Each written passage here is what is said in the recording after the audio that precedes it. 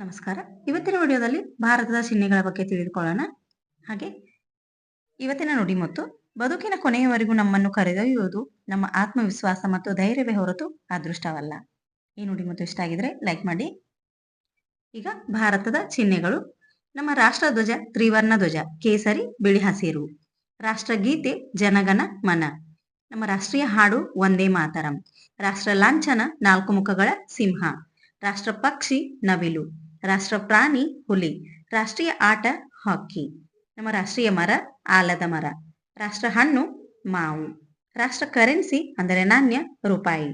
ರಾಷ್ಟ್ರ ಹೂವು ಕಮಲದ ಹೂವು. ನಮ್ಮ ರಾಷ್ಟ್ರ ಘೋಷ ವಾಕ್ಯ ಸತ್ಯಮೇವ ಜಯತೆ. ನಮ್ಮ ರಾಷ್ಟ್ರೀಯ ಸ್ಮಾರಕ ಇಂಡಿಯಾ ಗೇಟ್. ರಾಷ್ಟ್ರ ಗ್ರಂಥ ಭಗವದ್ಗೀತೆ. ರಾಷ್ಟ್ರೀಯ ಲಿಪಿ ದೇವನಾಗರಿ ಲಿಪಿ.